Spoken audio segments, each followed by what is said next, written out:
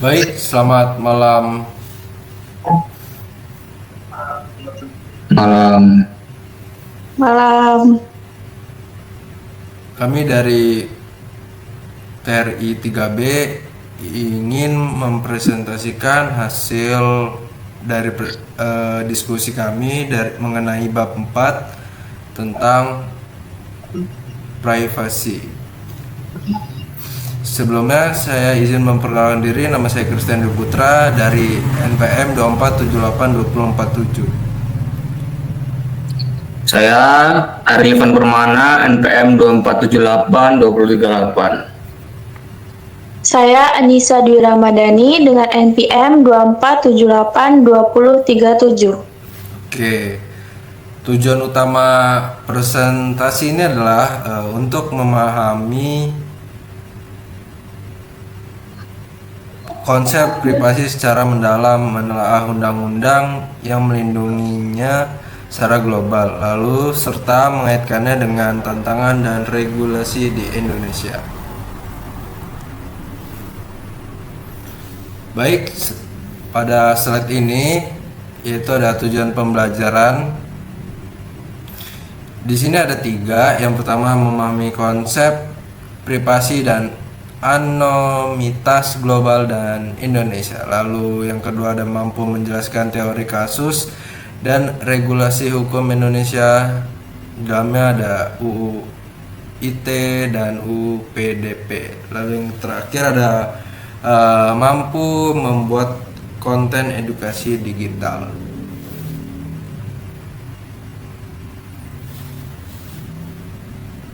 Oke, di sini kita belajar dari kutipan pembuka ya. Di sini ada kutipan David Brin, lalu vignette NSA. Lalu kutipan David Brin ini adalah orang selalu menuntut privasi untuk diri sendiri dan akuntabilitas untuk orang lain. Nah, di sini maksudnya tuh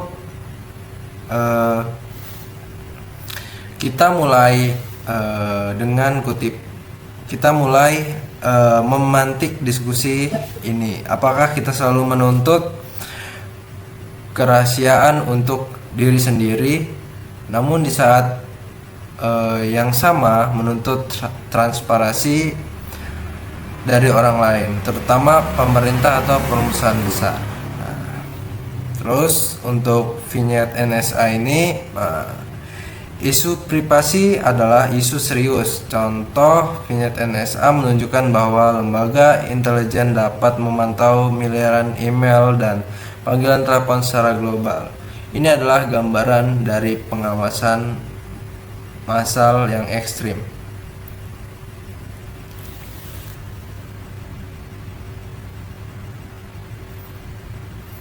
Baik, pada slide ini kita masuk di definisi konsep privasi. Nah, yang pertama ada phishing. Phishing adalah teknik yang digunakan oleh peretas untuk mencuri data pribadi dengan menyamar sebagai sumber yang terpercaya. Yang kedua ada tidak memperbarui perangkat lunak. Nah, jadi tidak memperbarui software berarti menimbulkan risiko keamanan bagi sistem dan data. Misalnya kita mempunyai Windows 10 tetapi udah muncul Windows yang terbaru, ya kita langsung aja update ya agar terhindar dari kebajakan. Nah, selanjutnya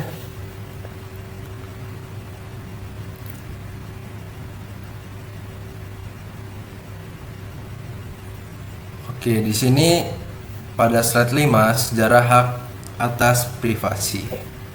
Di sini ada 2 ya, artikel Warren dan Brandeis tahun 1890. Isinya the right to privacy sebagai respons terhadap invasi pers. Lalu yang kedua ada amandemen keempat Konstitusi AS Amerika Serikat, melindungi dari penggeledahan dan penyitaan tidak wajar berlaku jika ada harapan privasi yang wajar. Oke, saya akan menjelaskan sedikit mengenai artikel Warren dan Branders. Nah, ini adalah konsep modern privasi dipicu oleh artikel hukum dari Warren dan Branders pada 1890 yang menanggapi bahwa invasi privasi oleh media massa. Mereka menyebutnya hak untuk dibiarkan sendiri. Lalu yang kedua, secara hukum, amandemen ini keempat, melindungi warga dari instruksi pemerintah. Perlindungan ini berlaku jika warga negara memiliki harapan privasi yang wajar di suatu tempat seperti di rumah pribadi atau komunikasi tertutup.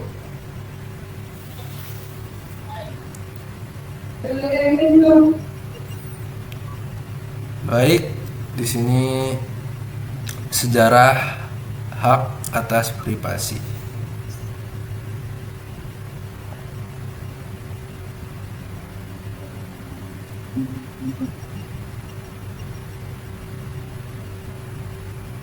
Oke, selanjutnya di sini ada pembahasan tentang perlindungan data kepercayaan dan keuangan ya, yaitu yang diatur melalui 3 regulasi penting, yaitu yang pertama ada FCRA, terus kedua ada GLBA, dan yang ketiga ada FACT atau ACT ya. Nah, di dalam ketiga regulasi ini mereka berfokus pada pelindungan data pribadi dan keuangan konsumen. Nah, khususnya dalam konteks laporan kredit dan lembaga keuangan. Yang pertama itu ada FCRA atau Fair Credit Reporting ya. Itu yang diberlakukan pada tahun 1970. Regulasi ini mengatur tentang Biro Pelaporan Kredit dengan tujuan memastikan bahwa data kredit yang dikumpulkan itu bersifat akurat ya, serta melindungi privasi konsumen. Terus yang kedua ada GLBA atau Graham-Leach Bliley yang diterapkan pada tahun 1999. Nah, undang-undang ini memperkenalkan Financial Privacy Rule yang mewajibkan lembaga keuangan untuk memberikan pemberitahuan privasi kepada konsumen. Nah, selain itu, konsumen juga memiliki hak untuk melakukan OPT out, yaitu menolak pembagian informasi pribadi kepada pihak ketiga. Nah, inti dari GLBA ini untuk memastikan bahwa konsumen itu diberitahu bagaimana data mereka digunakan dan diberi pilihan untuk melindunginya. Terus yang terakhir itu ada Fair and Accurate Credit Transaction ya, yaitu disahkan pada tahun 2003. Regulasi ini memberikan hak kepada konsumen untuk mendapatkan satu laporan kredit gratis setiap tahunnya, sehingga mereka dapat memantau data kredit pribadi dan mencegah pencurian identitas.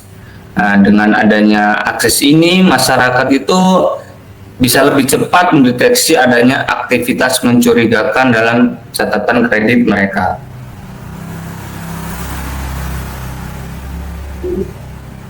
Nah, terus di sini ada perlindungan spesifik kesehatan dan anak. Ada 2 ya di sini. Yang pertama itu ada HIPAA atau Health Insurance Probability and Accountability yang diberlakukan pada tahun 1996. Regulasi ini berfokus pada perlindungan data kesehatan elektronik. Nah, artinya semua informasi medis pasien harus dijaga kerahasiaannya dan tidak boleh dibagikan tanpa izin tertulis dari pasien. Dan HIPAA ini juga memastikan bahwa data kesehatan pribadi hanya digunakan untuk tujuan yang sah, seperti perawatan atau pembayaran, dan mencegah penyalahgunaan data oleh pihak lain. Nah, selanjutnya ada COPPA atau Children Online Privacy Protection. yang disahkan pada tahun 1998. Nah, regulasi ini dirancang untuk melindungi data pribadi anak-anak di bawah umur atau di bawah usia 13 tahun, khususnya saat mereka menggunakan layanan online atau aplikasi digital. Nah, KOPA ini mewajibkan adanya izin dari orang tua sebelum data anak dapat dikumpulkan, disimpan atau digunakan ya. Yaitu tentu ada tujuannya. Tujuannya itu untuk memberikan kendali penuh kepada orang tua atas informasi pribadi anak mereka dan melindungi anak-anak dari potensi penyalahgunaan data internet. Nah, dari keseluruhan kedua regulasi ini yaitu menunjukkan bahwa perlindungan data itu tidak hanya mencakup aspek keuangan ataupun umum ya, tetapi juga menyasar ke kelompok-kelompok spesifik dan rentan seperti pasien dan anak-anak. Nah, selanjutnya ada pengawasan elektronik pemerintah ACPA dan Patriot ACT ya. Yang pertama itu ada Electronic Communication Privacy atau ACPA, yang dimana itu disahkan pada tahun 1986. Undang-undang ini bertujuan untuk melindungi komunikasi elektronik baik yang sedang dikirim maupun ditransfer maupun yang sedang tersimpan dengan jelas ya. Nah, misalkan itu contohnya itu email, pesan elektronik atau data digital lainnya. ACPA ini mengatur bahwa pemerintah maupun pihak ketiga tidak bisa sembarangan menyadap atau mengakses komunikasi elektronik tanpa izin hukum yang sah. Seperti itu surat pemerintah dari pengadilan. Kemudian munculnya itu serangan 11 September 2001 ya. Pemerintah Amerika Serikat ini mengesahkan USA Patriot. Regulasi ini memberikan perluasan besar-besaran terhadap wewenang pengawasan pemerintahan. Melalui undang-undang ini, pemerintah dapat melakukan pemantauan terhadap berbagai bentuk komunikasi seperti telepon, email, data medis, dan informasi pribadi lainnya. Dengan tujuan utamanya itu untuk mencegah akses terorisme. Jadi secara singkat itu ICPA itu berfokus pada perlindungan komunikasi pribadi masyarakat. Sementara Patriot itu untuk memperluas kapasitas pemerintahan untuk melakukan pengawasan dalam konteks keamanan nasional.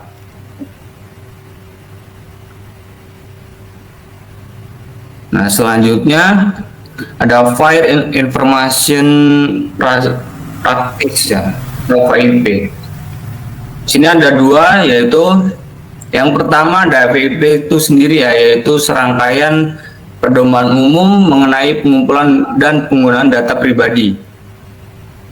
Terus yang kedua ada prinsip OECD atau 8 prinsip kunci yang dirumuskan oleh Organization for Economic Cooperation and Development.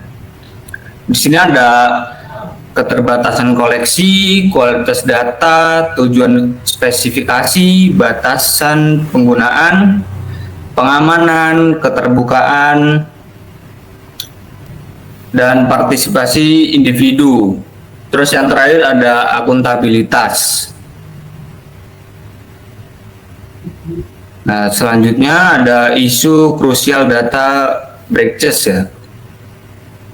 Di sini ada definisi dari breaches sendiri, itu insiden keamanan yang menyebabkan data pribadi terungkap pada pihak yang tidak berwenang. Terus kita lihat dari dampaknya itu yaitu pencurian identitas, kerugian finansial, dan kehilangan peluang bisnis atau lost business opportunity.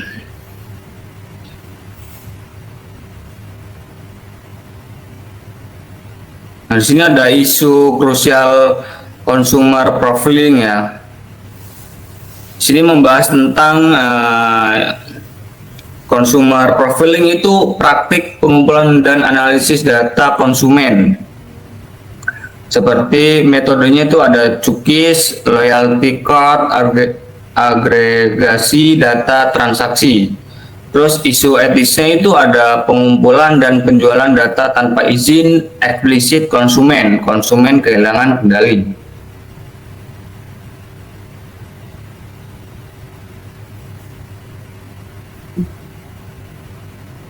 Di sini ada isu krusial workplace monitoring ya. Di sini ada alasan monitoring yaitu mengurangi pemborosan waktu atau cyber loafing, mencegah gugatan hukum atau pelecehan, diskriminasi. Di sini ada legalitas, yaitu karyawan swasta memiliki hak privasi yang jauh lebih kecil, terutama jika telah ada pemberitahuan kebijakan yang jelas.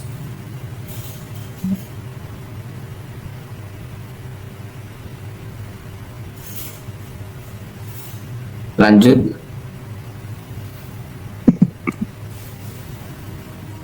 Baik, di sini ada konteks Indonesia kasus nyata. Di sini ada kasus penyadapan KPK versus Polri, Cicak vs Buaya, dan isu etis dan hukum.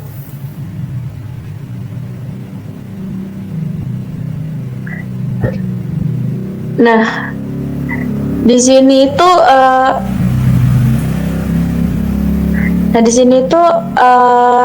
isu etis dan hukumnya itu ada pelanggaran privasi, komunikasi, dan penyalahgunaan instrumen negara.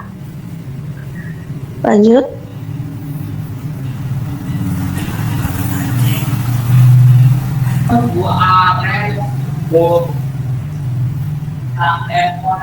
Kemudian ada konteks Indonesia kasus nyata, ada kebocoran data besar, BPJS, EKTP, paspor, dan lain-lain. Kemudian ada dampak bagi masyarakat, mereka data pengemudi saat kecelakaan, data dapat naikkan pengadilan. Nah, kebocoran data besar yang berupa BPJS, EKTP, paspor itu kita juga menghadapi isu data breaches yang ada di slide 11 secara masifnya. Kebocoran data seperti BPJS dan EKTP melibatkan data itu sensitif yang dikelola oleh negara. Nah, kalau dampak bagi masyarakatnya itu dampaknya itu sangat serius karena data sensitif ini yang bocor atau rentan bocor disalahgunakan untuk pencuri identitas dan tindakan kriminal lainnya yang pada akhirnya itu mengikis kepercayaan masyarakat terhadap lembaga negara. Lanjut.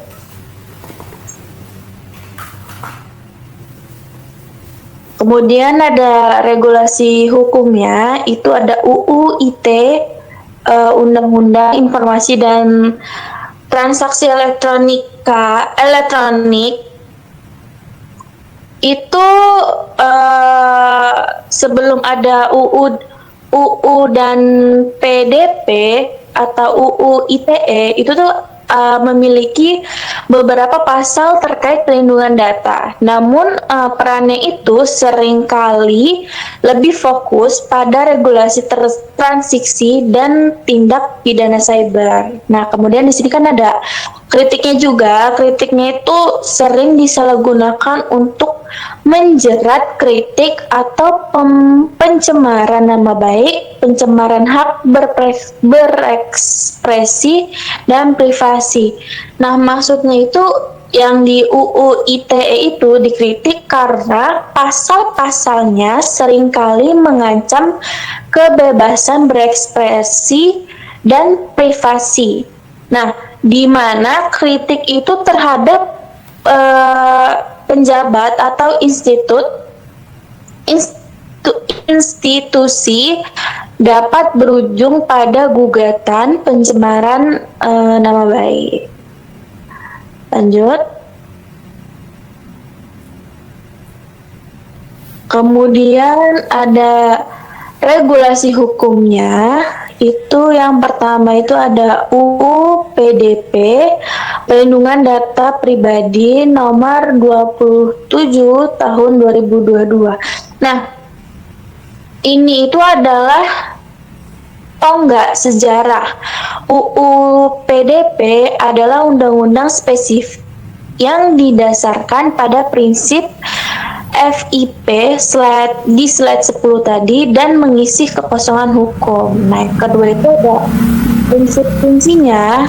Prinsip kuncinya itu persetujuan, kejelasan tujuan, pembatasan penggunaan, hak subjek data. Nah, itu tuh kendali penuh pada kita sendiri sebagai si subjek data. Nah, kita itu berhak mengakses data kita atau mengoreksinya jika salah. Dan bahkan meminta data kita itu dihapus serta memastikan keamanan data kita tersebut. Lanjut.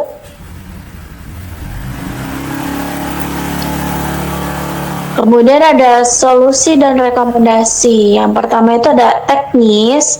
Teknis itu enskripsi data, audit trail, dan privacy by design. Itu tuh untuk solusi atau kita itu perlu mendekatkan teknis dan kebijakan.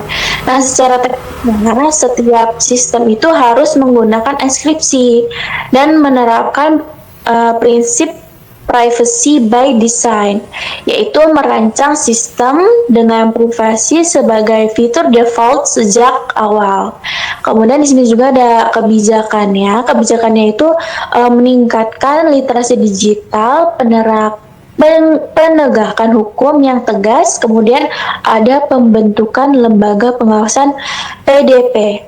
Nah, secara kebijakan, Indonesia itu harus segera membentuk lembaga pengawasan data pribadi yang independen dan memiliki kekuatan untuk menjatuhkan denda tegas kepada pelaku pelanggaran sesuai amanat UU PDP-nya. Lanjut.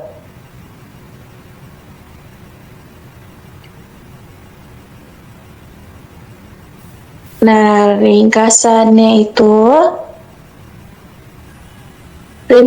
di sini yang pertama itu privasi adalah trade-off yang berkelanjutan. Nah, konsep privasi terus berevolusi. Undang-undang di AS cenderung kuat melindungi individu dan melindungi individu dari pemerintah, seperti yang dijamin amandemen keempat dan diperluas oleh ECPA. Namun perlindungannya itu masih lemah dari industri swasta. Nah, yang kemudian ada yang kedua, ancaman TI bersifat ganda. Nah, ancaman privasi itu datang dari pengawasan massal seperti yang diungkapkan dalam vignette NSA dan insiden keteledoran yang menyebabkan kebocoran data. Data breaches. Nah, kita itu harus mewaspadai keduanya. Kemudian yang ketiga itu ada Indonesia punya pilar hukum baru. Nah, itu tuh tentang historis Indonesia dari kasus penyadapan hingga kebocoran EKTP. Ini dijawab dengan UU PDP nomor 27 2022. UU ini mengadaptasi FIP (Fire Information Practice) global dan memberikan hak subjek data yang kuat. Namun, penegakan dan implementasinya masih harus kita kawal. Seperti itu.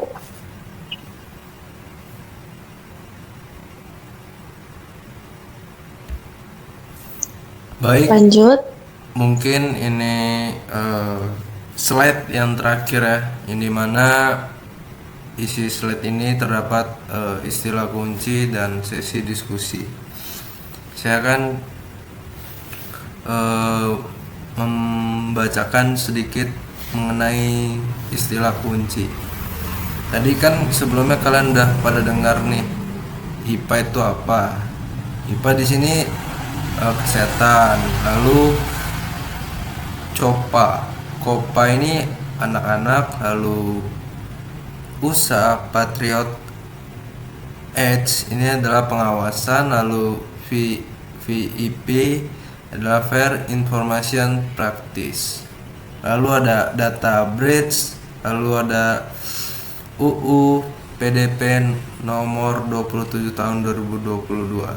Nah, di sebelah sini ada 3 pertanyaan yang akan kami diskusikan secara langsung ya di sini. Mungkin bisa saya bacakan dari pertanyaan yang pertama ya.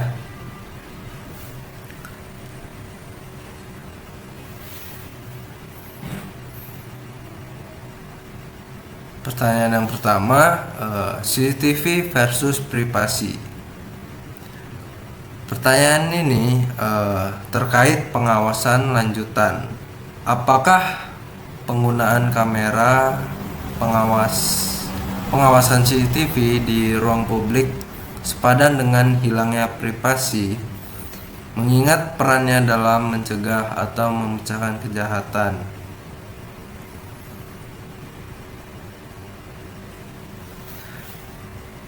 On real, mic-nya dihidupin dulu.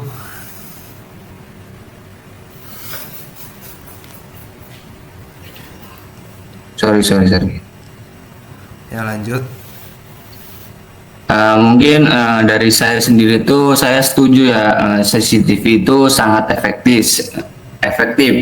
Tetapi privasi itu tidak boleh hilang hanya karena kita itu di ruang publik.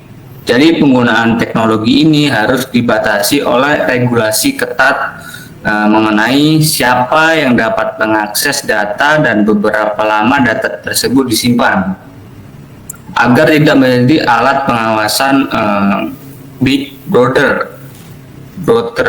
Nah, seperti itu. Mungkin untuk responden Anissa. Oke, kalau saya sendiri itu sepakat itu perlunya batasan ya, tapi pengadvokasi pengawasan berargumennya itu tuh tidak ada harapan privasi yang sah di ruang publik. Jadi CCTV itu sepadan asalkan tujuannya itu murni keamanan dan bukan untuk melacak aktivitas politik atau memeras orang, yang merupakan isu etis krusialnya. Oke, baik. Mungkin sekarang kita memasuki sesi pertanyaan yang kedua ya. Di sini sesi pertanyaan yang kedua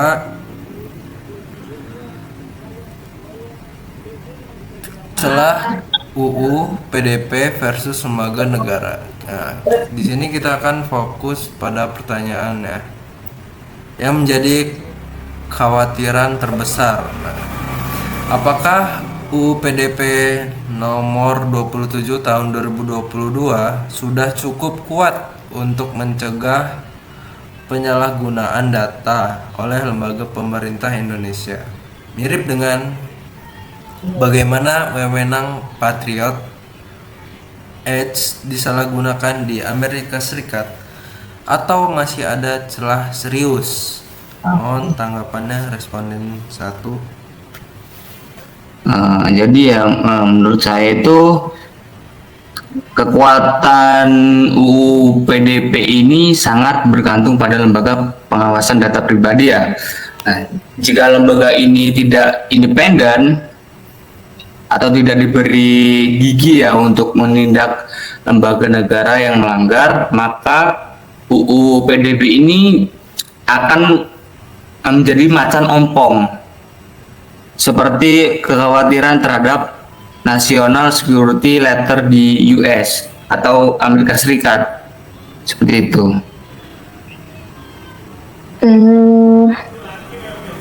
Kalau saya sendiri itu, saya akan menambahkan isu ya di sini, pengecualian dan definisinya. UU PDP itu masih memberikan ruang pengecualian untuk kebutuhan pertahanan negara dan kepentingan publik. Nah, ini itu adalah celah yang dapat dieksploitasi untuk membenarkan pengawasan massal. Nah, ini tuh mirip dengan celah pada Patriot Act tadi. Nah, kita itu harus memastikan definisi pengecualian ini tidak disalahgunakan oleh orang lain. Seperti itu. Oke, baik. Sekarang kita akan memasuki pertanyaan ketiga.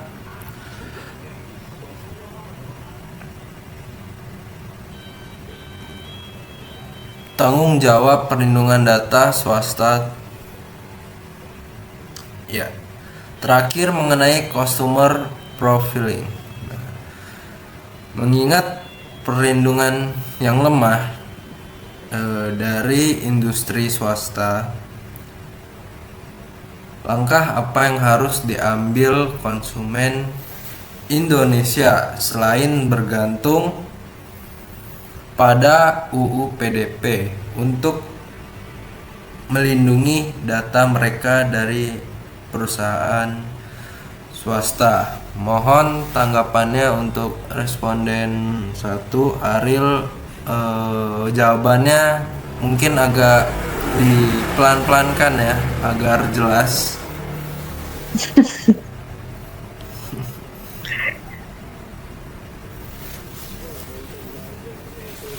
Mic-nya jangan lupa ya. Ariel, mic. Oh iya, sorry. Jadi di sini kan tadi kan saya sudah menjelaskan tentang literasi digital dan OPT out ya. Jadi di sini menurut saya itu konsumen itu harus meningkatkan yaitu literasi digital dan mempraktikkan OPT out itu secara aktif. Nah, jadi kita itu harus rajin membaca kebijakan privasi dan menolak persetujuan pengumpulan data yang berlebihan. Nah, di sini kita juga tuh harus menggunakan alat teknis seperti ad blocker atau menolak cookies secara tegas. Itu.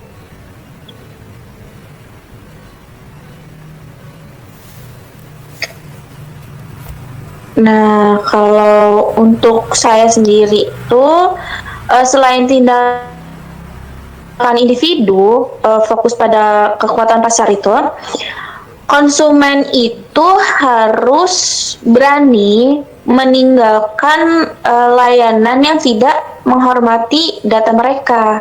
Nah, UU PDP ini memang ada, tetapi respon cepat pasar atau seperti penolakan publik terhadap Instagram yang ingin menjual foto penggunanya itu tuh seringkali lebih efektif dalam memaksa perusahaan swasta bertindak etis. Seperti itu. Mungkin baik ya dari presentasi ini, tapi saya akan menjelaskan mundur lagi pada slide yang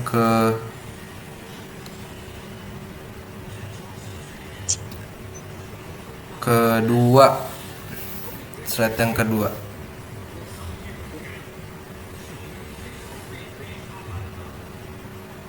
Nah, di sini ada 3 kan tujuan pembelajarannya: memahami konsep privasi dan anonimitas global di Indonesia. Nah, ini maksudnya tadi kan saya belum ngejelasin ya terkait materinya, mungkin tadi ke skip. Nah, di sini kami akan memastikan presentasi ini selaras dengan tujuan pembelajaran, yaitu memberikan Anda pemahaman yang komprehensif tentang teori dan kasus privasi. Lalu yang kedua, saya akan menjelaskan sedikit lagi. Nah, secara spesifik kita akan membahas UU IT dan UU PDP No 27 tahun 2022 sebagai pilar hukum perlindungan data pribadi di negara kita. Lalu yang ketiga, mampu membuat konten edukasi. Mungkin konten ini belum, masih masih gambaran ya. Ya. Benar-benar. Benar kan? Benar. Oke. Coba lanjut ke slide 4. Slide 4. Oke, ini. Jadi di sini nih tadi mungkin kurang jelas saya menjelaskannya. Di sini ada 2 definisi konsep privasi. Yang pertama ada phishing, lalu tidak memperbarui perangkat lunak. Nah, mungkin saya lebih menjelaskan di tidak memperbarui perangkat lunak. Nah, ini maksudnya privasi komunikasi yang menjamin pesan kita tidak disadap, dan privasi data yang memberi kita kendali atas bagaimana data pribadi kita digunakan oleh pihak lain. Nah, anonimitasnya adalah alat untuk mencapai privasi data dan komunikasi. Nah, mungkin jika kurang jelas nanti bisa kalian dengarkan kembali lagi. Mungkin